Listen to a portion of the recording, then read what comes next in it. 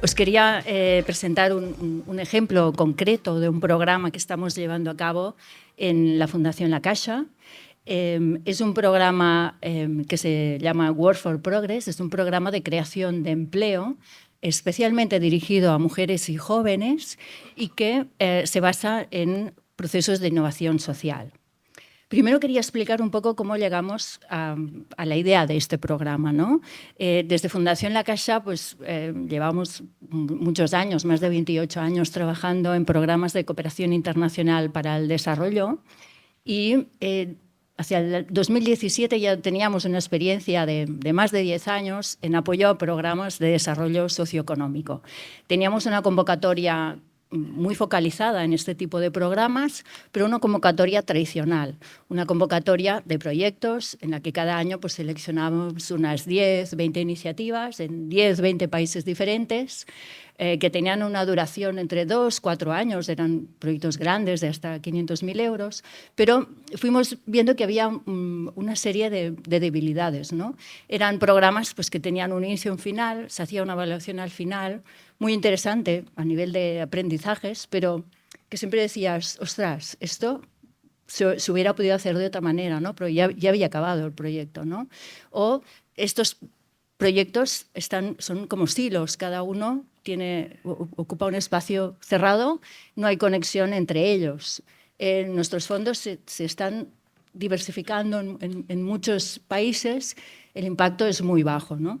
Y de ahí pues, surgió la idea, y trabajando con unos asesores externos y especialmente con Gorka Espiau, director de Aguirre Lehendakaria Center en Bilbao, surgió la idea del programa Work for Progress. Lo que hicimos fue focalizarnos en un tema concreto, que es la creación de ocupación, especialmente para mujeres y para jóvenes, y a través del apoyo a los emprendedores, pero focalizándonos en unos países concretos y dentro de estos países en unos territorios concretos en los que estamos por un periodo de tiempo largo. Empezamos en India en 2017, luego en 2018 iniciamos también en Mozambique y en Perú, y desde entonces estamos trabajando en estos países, en unas zonas geográficas concretas, como he dicho, y desde el año 2023 también en Colombia, en este caso junto con una fundación colombiana, Fundación Grupo Social, con la que vamos a la par aportando fondos a ambas fundaciones por igual, ¿no? Y implementando conjuntamente. El programa se basa en una metodología de innovación social que parte de la escucha de las necesidades en materia de ocupación, en este caso, y el mapeo de los actores del territorio, ¿no? ¿Quién está en cada territorio vinculado a temas de ocupación? ¿Quiénes son los agentes en los diferentes niveles, tanto en la comunidad como en niveles más de distrito, gobierno, etcétera? Y luego se pasa a un proceso de co-creación, es decir, diseñar las actividades que van a generadoras de empleo, que pueden ser pequeños negocios, pueden ser también servicios de apoyo al ecosistema emprendedor y prototiparlas a pequeña escala. Aquellas iniciativas que luego del prototipado y a través de un proceso de evaluación demuestran que tienen más potencial son las que posteriormente se escalan. Así, lo que quiere el programa es dejar estos espacios para la experimentación. Hoy se hablaba, ¿no?, esta mañana de que es importante, ¿no?, dar este espacio, sobre todo, por ejemplo, a los jóvenes, que es uno de los focos del programa, de que testen diferentes procesos, de que quizás diferentes iniciativas, quizá uno se equivoca o algo no funciona, pero se puede aprender de ello e iniciar otra iniciativa que sí que puede funcionar, ¿no? Entonces, el programa funciona con este ciclo de escucha, co-creación, prototipado y aceleración, con un proceso de evaluación continua, que lo que quiere es ir incorporando los aprendizajes, tener siempre una antena abierta a los cambios del contexto. Estamos trabajando en contextos muy complejos que cambian muchísimo y, por lo tanto, a veces aquello que teníamos planificado hacer, ahora he visto la última parte del taller que hacías, ¿no?, que a veces se había dicho hacer una cosa y ya no tiene sentido. Ya no tiene sentido, nos estamos duplicando con otro programa, no está respondiendo a las necesidades, los jóvenes no quieren saber nada de esto. Entonces, ¿por qué no cambiamos? ¿Por qué no cambiamos la estrategia? Vamos a hacerlo de una manera diferente. Y esto significa por parte de la organización, de la fundación, ¿no? Como donantes, que tiene que haber una flexibilidad, ¿no? Una cierta flexibilidad tanto a nivel de las actividades programadas como del presupuesto, de los cambios que pueden haber entre partidas, ¿no? del presupuesto. Ay, no, perdonad. Bien, ¿y quién forma, ¿no? este programa?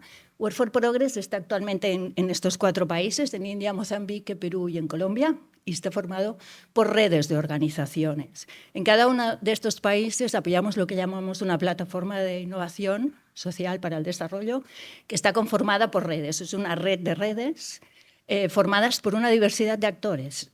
La mayoría, muchos de ellos, organizaciones no gubernamentales y organizaciones de la sociedad civil, pero también universidad, también el sector privado, empresas y cada vez más entidades financieras también. También se ha hablado hoy mucho, ¿no? De la importancia de trabajar en red y de llevar una variedad de actores a trabajar conjuntamente. Cuando nosotros decimos trabajar conjuntamente, nos referimos a diseñar conjuntamente, desde cero, ¿no? Y co-crear todos estas soluciones, estas actividades que queremos hacer. Es un proceso lento. Antes lo hablaba con María, ¿no? la directora de programas aquí en Fundación No Sims, que al inicio es muy lento. Vas lento, son muchas conversaciones, es creación de confianza, tienes que invertir mucho tiempo y fondos al inicio en estos procesos de escucha y de co-creación, pero luego llega un momento en que se dispara, ¿no? Y en que las cosas salen y realmente reconoces que hay un impacto que igual antes no lo había tanto, ¿no? Aparte de toda una generación de conocimiento que para nosotros creemos que es muy importante, ¿no? Este intercambio de conocimiento entre las diferentes redes, las diferentes organizaciones implicadas y también a compartir con otros actores del sector de la cooperación. El programa, como he dicho, tiene un foco en jóvenes, tanto mujeres jóvenes y chicos jóvenes, y la idea es que ellos están implicados en todas las fases. No son solo los beneficiarios, están implicados en todas las fases. Desde la escucha, se ha trabajado en procesos de escucha muy interesantes, por ejemplo, en Perú.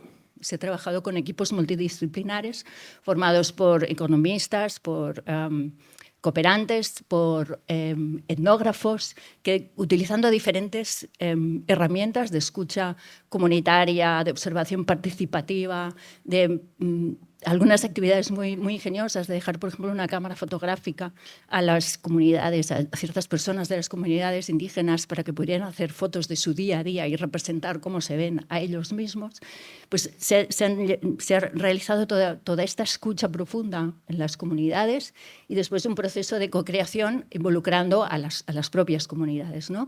Y de ahí han surgido algunos prototipos, ideas de negocios que dan respuesta a estas necesidades. Es muy interesante en el caso de los jóvenes como en medio rural, y esto nos pasa en los 4 países donde trabajamos, que muchos de ellos manifiestan que no quieren trabajar en el campo, no quieren trabajar como sus padres en la agricultura, que se quieren ir a la ciudad, ¿no? Pero cuando se empieza a trabajar en otras iniciativas que van más allá de la agricultura, como son el procesamiento, comercialización de productos y ya poniendo una capa de venta online, por ejemplo, digitalización, ahí las cosas ya empiezan a cambiar, ¿no? Y son los mismos jóvenes los que, a través de este proceso de ideación, empiezan a trabajar y generar unos modelos de negocio.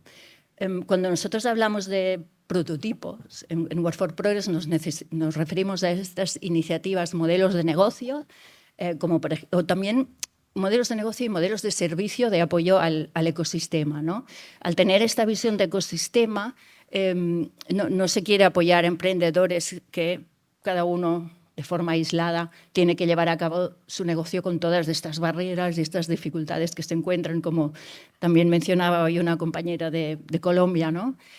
Sino que se quiere apoyar a todo el ecosistema, desarrollando iniciativas como, por ejemplo, los centros de desarrollo empresarial para formar, para incubar negocios, para conectarlos con empresas, o las bolsas de trabajo, algunas líneas de formación profesional y algunas iniciativas ya más concretas como algunas de estas fotos que salen, por ejemplo, en India, una red de kioscos que son pequeños puestos, pequeñas tienditas, que lo que hacen, tienen un modelo de negocio que lo que hacen es dar apoyo a otros emprendedores en la gestión, por ejemplo, de todo el papeleo que representa ponerse en marcha como empresa, o en conectar con programas del gobierno que pueden dar ayudas, o en simplemente dar acceso a Internet como si fuera un kiosco de Internet, ¿no?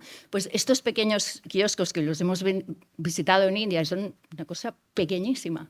Uno solo de estos puede dar servicio a 100 emprendedores de su comunidad y entre ellos están conectados, con lo cual tiene este potencial, ¿no?, de llegar de impacto a nivel de ecosistema.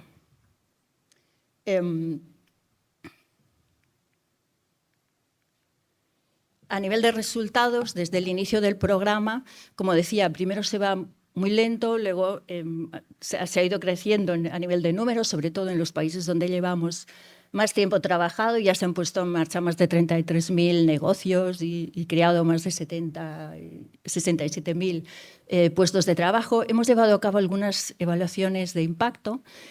Aquí quería comentar también que a nivel de programa se ha puesto en marcha un sistema de monitoreo compartido entre todos los países que forman el programa. Hay como un set de indicadores más de resultados inmediatos en cuanto a número de empresas, número de empleos. Se ha hecho un trabajo de sistematización porque no quiere decir lo mismo empleo en un país que en otro, empresa, joven, porque cada país tiene su definición, ¿no?, de joven. Entonces ahí se ha hecho todo un proceso de sistematización para poder agregar todos estos resultados. Y se está trabajando también más en una evaluación de impacto más impacto profundo, ¿no?, más que cuál es el impacto que hemos tenido, que este programa tiene en las vidas, ¿no?, de las personas, qué capacidad de transformación tiene.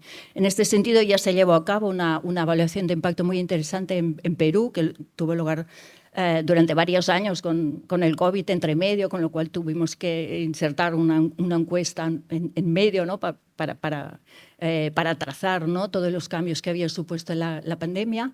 Y se llevó a cabo con el Instituto Grade y con unos resultados muy interesantes que nos refuerzan a seguir trabajando en este modelo de apoyo del ecosistema, ¿no? Y aquí también teníamos, en cuanto a la población joven, algunos resultados como el que he querido plasmar aquí, ¿no?, de que algunos jóvenes, ya más de un 70% de los jóvenes manifiestan que encuentran oportunidades en sus comunidades, ¿no?, en las que hemos estado trabajando a través del programa Work for Progress, comparado con unos resultados mucho más bajos en otras comunidades en las que no ha tenido lugar el programa. Pero aparte de esto, lo que sí que pienso que es muy interesante de la evaluación de impacto y del monitoreo continuo es la generación de conocimiento. Por eso en cada uno de los países hemos implicado también a universidades locales, por ejemplo la Universidad Politécnica en Mozambique, el Instituto Grade en Perú, para poder capturar todo este conocimiento que se va generando y difundirlo a través de publicaciones e intercambiarlo también a través de eventos como lo que tenemos hoy aquí, ¿no? Y también nosotros anualmente se organiza un encuentro muy parecido al de hoy aquí, en Barcelona, en el Cosmocaixa, donde reunimos, ¿no?, a representantes de todas las más de 50 organizaciones que forman parte del programa, de India, de Mozambique, de Perú, de Colombia, junto con el comité asesor, nosotros, otros colaboradores, para hacer este intercambio de conocimiento, de experiencias, que si bien es verdad que los contextos en los que estamos trabajando son muy diferentes, sí que hay unos retos que son similares, son los mismos para todos, ¿no? Y entonces este intercambio es muy interesante. Bien, para acabar quería recordar una frase que ha dicho Johan hoy al inicio de la jornada, que es que la innovación social es una manera diferente de trabajar con los otros, ¿no? Y yo creo que realmente esto captura muy bien la experiencia, ¿no?, que tenemos con Work for Progress, a la que le añadiría también que es un proceso continuo de aprendizaje, ¿no?, tanto para nosotros como para los socios, de aprendizaje colectivo para trabajar conjuntamente y conseguir un mayor impacto en los objetivos que tenemos como organizaciones. Así que nada más y encantada de responder a las preguntas que tengáis después. Gracias. Gracias.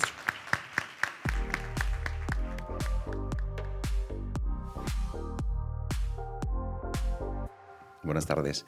Yo soy Iván Ascasíbar y coordino la innovación en Ayuda en Acción. Primero, gracias a la Fundación Eustins por impulsar estos encuentros, que no es que sean importantes, creo que son necesarios, ¿no?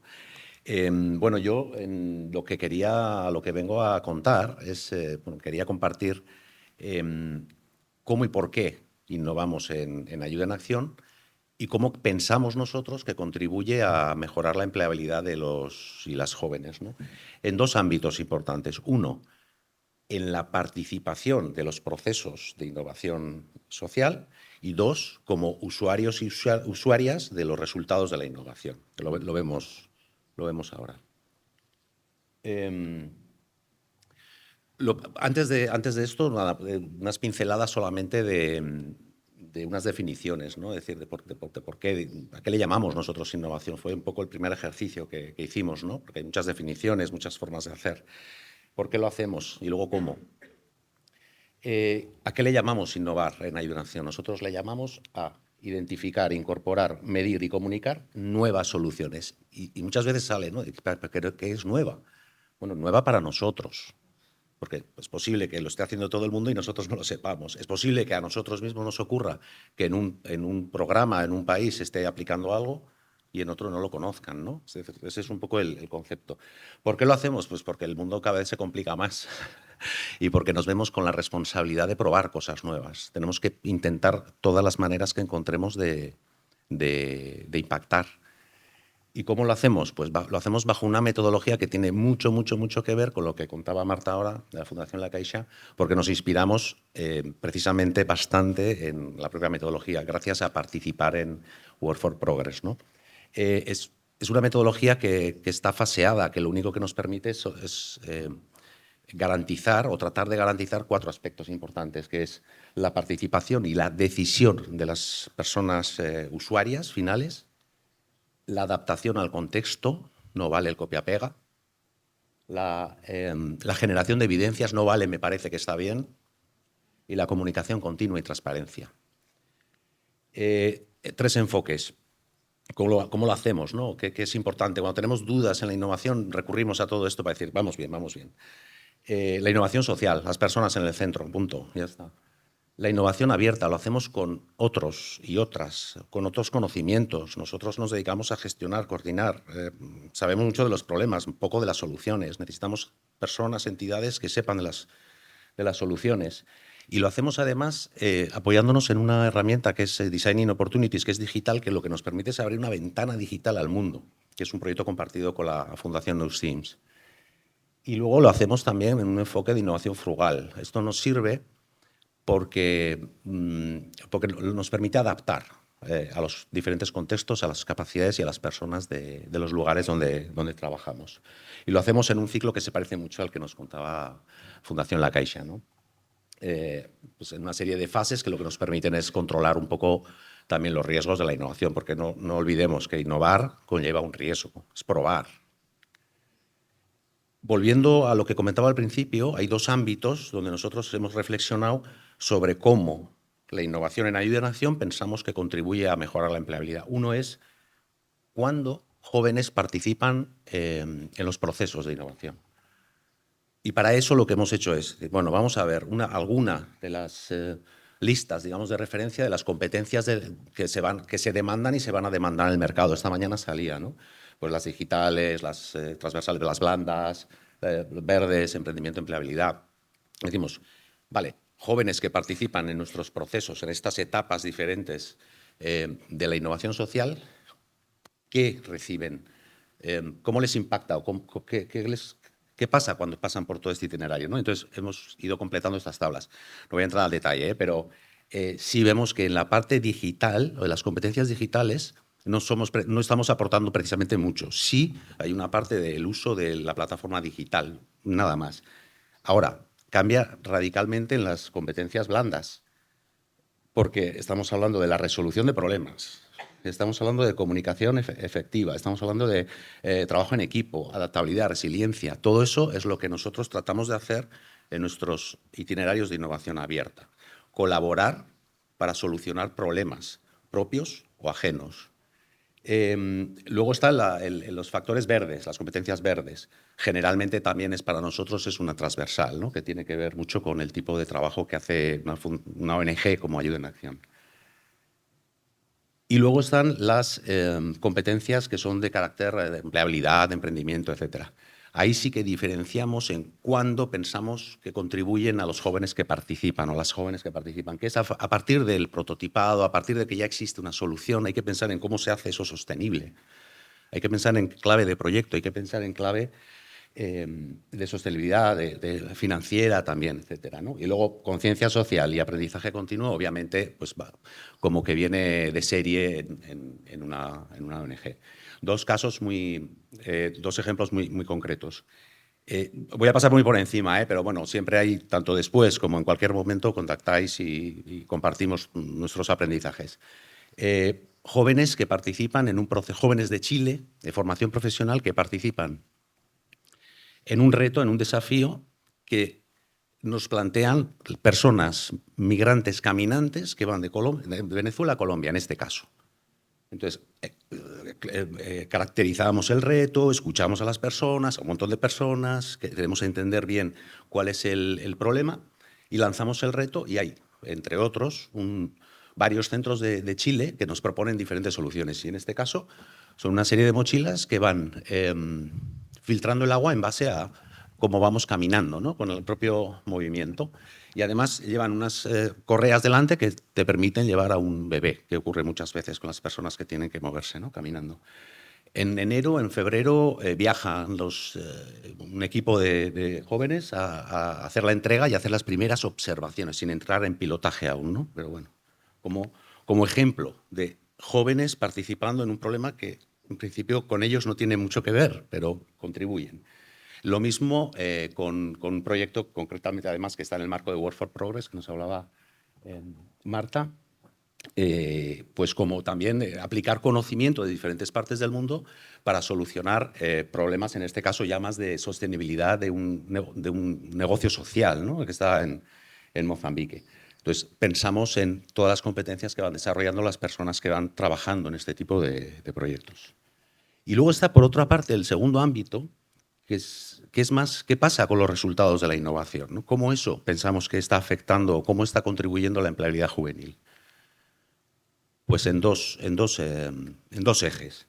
Uno, las propias innovaciones que se van generando a través de los procesos que vamos poniendo en marcha conllevan la necesidad de formación y capacitación. Porque muchas veces ocurre que hay una innovación, puede ser tecnológica, puede ser del tipo que sea, el recurso, un nuevo conocimiento, una nueva manera, un nuevo modelo, necesita de capacitación y de formación y de personas que sean capaces de mantenerlo y de evolucionarlo.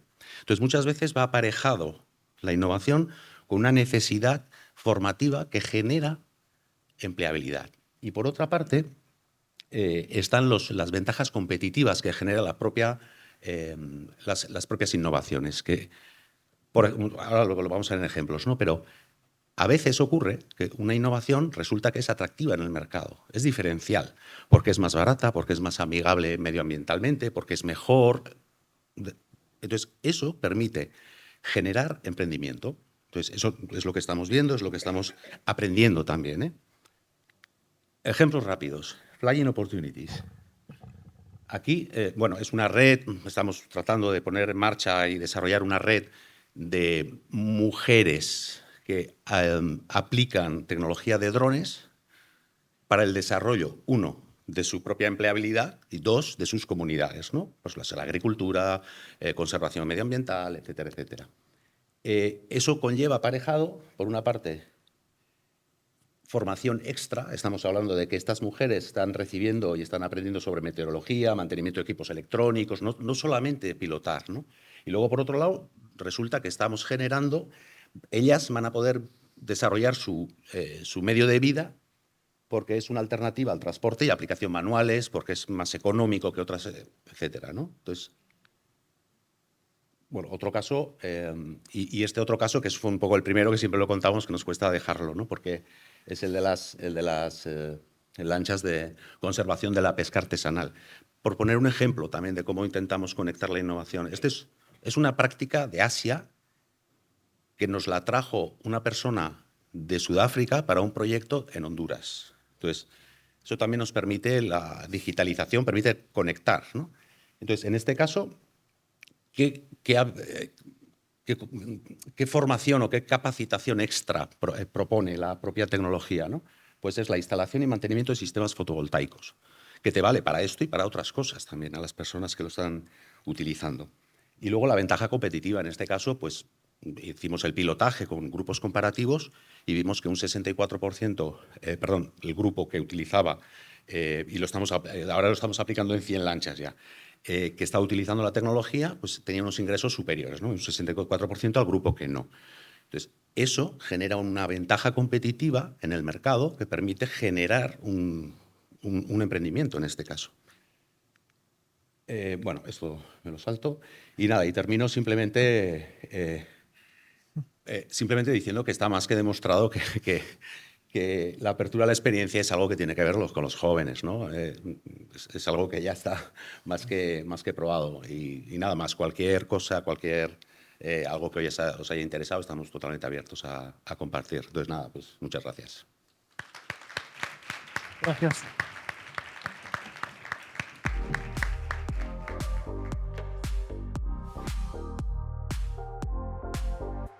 Donc je m'appelle Anne Leila Battel, je dirige 2 ONG, Pulse et PPI, People Power Inclusion, qui ont choisi de se rapprocher récemment pour mutualiser 45 années d'expérience au service d'une approche intégrée du développement durable. Donc ce sont 120 salariés dans une vingtaine de pays d'Afrique et d'Europe qui déploient des programmes de soutien à l'emploi, l'entrepreneuriat, d'accès au financement, d'accès aux services financiers, puis enfin d'accès au marché.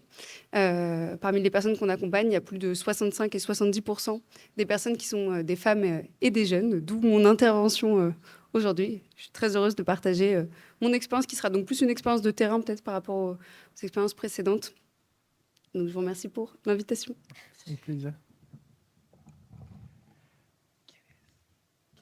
Ouais, alors d'abord un peu de contexte. Quand on parle de la jeunesse aujourd'hui, je pense qu'il faut absolument commencer par dire qu'on parle d'une opportunité immense. En Afrique, il y a plus de 60% de la population qui a moins de 25 ans. C'est la population la plus jeune du monde. Et c'est donc sur elle, sur son potentiel, que se joue notre avenir. J'enfonce peut-être une porte ouverte en disant ça, mais ça me semble important d'insister sur le fait que tous les choix que nous ferons aujourd'hui, selon qu'on choisisse d'investir sur un jeune ou non, ce sont des choix sur lesquels, dont on récoltera les fruits pendant les 100 prochaines années. Opportunité ensuite, pardon, non, c'est pas ce chiffre-là, je ne l'ai pas mis, parce que dans ce vivier de personnes, donc quasiment 1 milliard de personnes, si on parle juste de la jeunesse africaine, il y a une réelle envie d'entreprendre. Les données montrent là qu'en matière d'intention entrepreneuriale, il y a plus d'un jeune sur 2 en Afrique qui déclare vouloir créer son entreprise. C'est à peine moins en Europe, on est juste en dessous de 50%, et je crois que ça traduit une aspiration forte qui est celle de construire son avenir plutôt que de le subir. Et cette aspiration, il ne faut pas se leurrer, elle répond aussi à un besoin réel, une introduction sur le marché du travail qui est difficile. Si on regarde la région MENA, par exemple, dans laquelle on opère, il y a 1 jeune sur 3 qui est sans emploi. C'est 2 fois plus en Afrique du Sud, dont est issue la photo là, et les jeunes qui sont sur cette slide. Donc voilà, dans d'autres zones, notamment en Afrique subsaharienne, les taux sont plus bas, mais là aussi, il traduit parfois une réalité dure, celle de l'économie informelle, avec des choix qui sont souvent subis, sans protection, etc. Et donc c'est là qu'apparaît le risque, puisque si cette jeunesse n'a pas l'espace pour s'exprimer socialement, économiquement, c'est tout un capital humain qui s'érode, avec à la clé des risques de fractures sociales, territoriales, etc. Donc maintenant que j'ai bien planté le décor, je vous ai dépeint un tableau qui est fait d'opportunités et de menaces, je peux vous parler de solutions. Une solution à laquelle on croit beaucoup, donc chez Pulse et PPI, et ben c'est l'entrepreneuriat social. On pense que c'est une voie concrète pour permettre aux jeunes de s'engager, de créer leur emploi, de s'autonomiser financièrement, tout en répondant à des besoins sociaux et environnementaux de leur communauté. Donc les jeunes qu'on accompagne, ils déploient des solutions. C'est eux qui innovent avant tout dans l'agriculture durable, dans l'économie circulaire, dans les villes durables. Ils veulent donner du sens à leur travail. Ça aussi, les études le montrent. La génération est plus encline à mettre de l'impact. Donc voilà, ils veulent être acteurs du changement et c'est exactement ce que nous cherchons à enclencher. Cette transformation, cette slide-là, elle vise à dire que voilà, on pense que l'entrepreneuriat des jeunes, c'est pas seulement une réponse au chômage et donc à l'ODD 8, c'est aussi tout un moteur de transformation économique, sociale, environnementale. Donc nos programmes, ils visent et ils démontrent ça, que l'entrepreneuriat des jeunes est un vecteur avec plusieurs dimensions. D'abord, évidemment, il peut être une voie crédible d'intégration socio-professionnelle pour les jeunes exclus. Mais tous les jeunes n'ont pas vocation à devenir entrepreneurs. Au contraire, c'est une aventure qui est risquée. Et donc, en tant que structure de soutien, je pense qu'on a aussi une responsabilité à dresser un diagnostic réel de la situation, voilà, pour ne pas les envoyer dans une aventure risquée si elle ne correspond pas à leur situation. Et donc, pour d'autres, nos programmes d'entrepreneuriat, ils peuvent agir finalement plutôt comme un tremplin de développement personnel. Donc, la slide d'avant, c'était des jeunes femmes qui interviennent dans le cadre d'un projet qui s'appelle Girls in Business à Cape Town, en Afrique du Sud, et qui offre voilà, un espace sûr pour les jeunes femmes pour apprendre à se connaître, pour se développer et apprendre tout un tas de compétences qui sont transférables. On y reviendra juste après. Donc voilà, c'est presque un processus d'empouvoirment. Et donc voilà, d'où le deuxième objectif que j'ai mis également, d'égalité femmes-hommes. Alors ça, évidemment, ça implique d'intégrer la dimension du genre dans ces programmes, d'adresser les barrières spécifiques auxquelles les femmes font face pour pouvoir y répondre. Ensuite, un vecteur de développement durable. Je pourrais vous parler de jeunes qui développent des solutions. Il y en a tout un tas d'exemples qui ont été montrés là à l'instant en matière de détection de fuite d'eau dans des zones où il y a des stress hydriques, de recyclage, de jardins alimentaires, etc. Voilà, on a des projets qui démontrent, qui font cette preuve-là. Et enfin, de cohésion sociale parfois. Je pense à un programme dans les Balkans, dans une région qui a été marquée récemment par des conflits. Et là, on voit bien comment l'entrepreneuriat peut devenir un prétexte justement à la réconciliation des jeunes et permet de parfois retisser des liens et rétablir la confiance entre des communautés divisées. Donc voilà, l'objectif là, c'était de vous dire à quel point finalement l'entrepreneuriat des jeunes, l'entrepreneuriat social et environnemental des jeunes, ça peut être une innovation de modèle avant tout, une manière différente de penser l'emploi en valorisant les multiples impacts et les externalités positives qu'ils peuvent générer au-delà du seul revenu et de l'autonomie financière, qui est déjà un très bel objectif en soi, je ne veux pas le diminuer. Donc maintenant, si on rentre un peu plus dans le cœur du sujet, donc dans les méthodes, donc je vous ai parlé de l'innovation de modèle, maintenant innover dans les méthodes. Pour atteindre ces impacts chez Pulse et PPI, on s'appuie donc sur une approche intégrée, je le disais en introduction, qui combine plusieurs leviers d'émancipation, un capital de départ, un accompagnement et du développement de compétences, mais avec un fil rouge finalement qui est la confiance en soi. Tout part de là, évidemment, quand on parle d'employabilité, c'est une question de posture, une capacité à se projeter dans l'avenir et donc redonner aux jeunes cette capacité à se projeter, une certitude finalement qu'il est capable d'agir sur son futur, apprendre, créer, etc. C'est fondamental et donc ça irrigue chacune de nos briques. Il ne s'agit pas uniquement de donner des outils, il s'agit aussi de donner les conditions pour que ça fonctionne. Donc première brique, le développement de compétences. Les jeunes qu'on accompagne, ils recherchent avant tout des outils concrets. La gestion financière, on a un focus très très fort là-dessus, on insiste beaucoup dans nos programmes sur la gestion financière, parfois des contenus plus techniques selon les secteurs d'activité, des compétences agricoles, etc. Mais notre constat, c'est que rien ne remplace la pratique. Ça a été dit là aussi juste avant. Nos programmes, ils sont centrés sur des comportements concrets, l'audace, proactivité, la persévérance, la capacité à se saisir d'opportunités, à résoudre des problèmes réels, à rebondir finalement, la capacité à coopérer. Voilà, et ça rejoint ce que je disais juste avant, ce besoin profond de confiance en soi. qui peut freiner souvent les jeunes. Je pense notamment aux jeunes femmes qui peuvent avoir des croyances limitantes sur leur capacité à agir. Et donc voilà, la confiance en soi, c'est comme les mathématiques, ça s'apprend en faisant. Et voilà, c'est notre métier chez Pulse que de le faire. Le deuxième, donc, c'est l'accompagnement. L'accompagnement, il va être donc à la fois collectif, théorique, j'en parlais à l'instant, mais aussi très individualisé pour travailler sur chacun des éléments que je mentionnais à l'instant. Là aussi, toutes les études, à chaque fois, je vous ai mis les études, puisqu'on aime bien partir de leviers evidence-based qui ont fait leur preuve d'un point de vue scientifique. Toutes les études montrent que le mentorat favorise non seulement le passage à l'acte, mais surtout la durabilité de l'entreprise. Et on le comprend bien quand on voit l'environnement dans lequel les jeunes font face. C'est déjà évidemment un parcours du combattant de monter une entreprise tout court, mais quand on parle d'une entreprise sociale, voilà, les démarches administratives, fiscales, etc. peuvent être dissuasives. Donc, voilà, le jeune a besoin de repères et d'être accompagné là-dessus. Et on reparlera juste après d'accès au marché, qui est évidemment un enjeu très important. Et donc, le dernier levier, c'est le financement. Là aussi, toutes les études le montrent. L'accompagnement sans financement ne fonctionne pas, et l'inverse est vrai aussi. Il faut avoir les deux en même temps pour atteindre ses objectifs à la fois en termes d'emploi et de volume d'activité dans la durée. Et or, nous, sur le terrain, on croise des jeunes qui sont motivés, qui ont plein d'idées, mais qui ne sont pas préparés à dialoguer avec des investisseurs. Et en face, on a surtout des... C'est moi qui ai levé la lumière. La lumière fut. La lumière fut, ouais. On va continuer comme ça. C'est mon propos sur le prêt d'honneur, je pense, qui illumine. Et en face, on a des produits financiers qui ne sont pas adaptés. Ah bah, c'est terminé. Et donc, face à ça, on a un levier très puissant auquel on croit beaucoup, je viens d'en parler, c'est le prêt d'honneur. Donc, le prêt d'honneur, à la base, c'est un instrument financier, c'est un prêt à taux zéro, sans garantie, sans caution, mais qui est accordé à une personne pour lui permettre de se lancer. Souvent, c'est une porte d'entrée dans des financements plus classiques. Moi, je pense que c'est plus que ça. Je vais ramener ça encore à la confiance, mais je pense vraiment que c'est un acte de confiance qui est mis sur la parole donnée, la capacité, le potentiel de quelqu'un sur ce qu'il peut construire et pas sur ce qu'il possède. Voilà.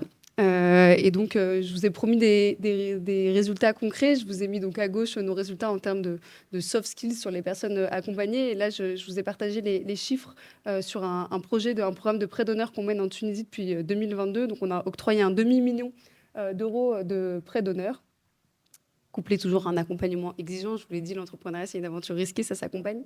Et on a donc un taux de remboursement de 95%. Alors là, je ne vous fais pas le jeu de vous faire deviner à combien c'était, mais la dernière fois que j'ai fait ça, j'ai demandé à la salle, à votre avis, quel est le pourcentage de prêts qui sont remboursés. Et on m'a dit 50%.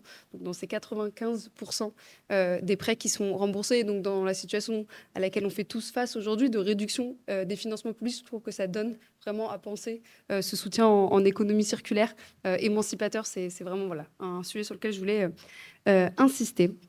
Donc voilà, en quelques mots, je pense que c'est cette logique intégrée chez nous qui fait la différence. C'est elle qui transforme les apprentissages en autonomie et les intentions en emploi durable. Et on a tout récemment eu un award d'une université en Afrique du Sud pour notre programme, donc celui, toujours le même, la photo que je vous montais juste avant, pour ce modèle basé sur la confiance et les résultats qu'on a obtenus sur le terrain. Le dernier point, c'est peut-être le plus important, c'est innover ensemble. Évidemment, les jeunes ne vont pas s'intégrer seuls dans une économie qui les tient à l'écart. Tout faire reposer sur leurs épaules, ce serait une erreur. Et donc, leur réussite, elle dépend aussi de la capacité de tout un écosystème à coopérer, donc les structures d'accompagnement, les entreprises, les bailleurs et évidemment les pouvoirs publics pour le passage à l'échelle. Donc là, je vous prends encore un exemple concret, c'est le cas du projet Yito, qui travaille sur l'employabilité des jeunes en Casamance, une région dans le sud du Sénégal, et qui vise à faire converger les activités économiques des jeunes avec les besoins du marché. Donc c'est ce dont je vous parlais juste avant, ce fameux accès au marché, qui est un levier très très important sur lequel travailler quand on parle d'employabilité des jeunes. Donc ce projet Yito, il repose sur plusieurs logiques finalement d'innovation. La première, c'est la co-conception. Donc je vous disais, on a sélectionné 36 organisations communautaires de base agricole. Donc ça peut être des centres de formation, ça peut être des coopératives, des groupements, ça dépend des cas. Et on commence par évidemment faire un diagnostic. Regarder comment nos outils en matière d'éducation financière, par exemple. On a 25 ans d'expérience en la matière. Comment ils peuvent ou pas s'appliquer à leurs besoins. Et donc, c'est là où on commence à innover avec les autres, en s'adaptant, en apprenant en retour. Ensuite, ça passe par un transfert de compétences qui est progressif. C'est-à-dire que la première année, on va travailler avec les centres de formation pour qu'ils puissent eux-mêmes mieux accompagner leurs étudiants vers l'auto-emploi, en s'appuyant sur les outils dont je vous parlais à l'instant. Et puis progressivement, on va se mettre en retrait. Donc dès l'année 2, on a déjà le partenaire qui est en lead. Et puis l'année 3, on se contente d'observer, puisque c'est là qu'on fait justement tous nos ajustements, toute la capitalisation. Et c'est là qu'on apprend tout le travail qu'on a mené en commun avec ses partenaires. Le troisième levier, il est collectif. C'est le fait de créer des hubs communautaires pour que ensemble, ces 36 structures-là soient plus résilientes, y compris à la fin du projet. C'est tout le drame des projets, c'est qu'ils ont une fin, qu'à un moment donné, il faut quand même mettre un point final. Et donc là, l'idée, c'est qu'ils puissent améliorer leur gestion ensemble, mettre en place des services mutualisés, partager des équipements, etc., pour répondre par exemple à une problématique qui est centrale et qui est au cœur de ce projet, qui est la problématique d'accès au marché. Donc la Casamance, c'est une région de mangue et de noix de cajou, on en parlait tout à l'heure. On a chaque année 20 à 30% de la production de mangue qui périme, faute de débouchés ou de capacité de conversation. Donc typiquement, c'est là où l'union peut faire la force. Donc ces hubs communautaires, ils visent à faire ça à une échelle qui est encore l'échelle au-dessus de chaque centre de formation agricole. Voilà comment est-ce qu'ils peuvent travailler sur toute leur chaîne de valeur. Évidemment, ensuite, il y a le suivi évaluation, ça a été largement déjà adressé. Je ne vais pas en mettre une couche, mais voilà. Peut-être le dernier sujet sur lequel je voulais insister, parce que là, j'ai parlé des acteurs locaux, c'est évidemment les pouvoirs publics. Tout ça, ça se fait évidemment dans le cadre de ce projet-là, mais dans le cadre de tous les autres projets, en partenariat étroit avec les autorités locales, puisque c'est ce qui permet de passer d'une expérimentation à une politique publique et donc un changement qui soit plus systémique. Donc voilà, je vous ai parlé uniquement du projet YITO, mais cette approche-là de l'innovation, en fait, elle irrigue tous nos programmes. C'est toujours la même philosophie, l'innovation pour, par et avec les acteurs qu'on accompagne, les principaux intéressés, avec les jeunes, tout ça au service de l'employabilité des jeunes. Voilà.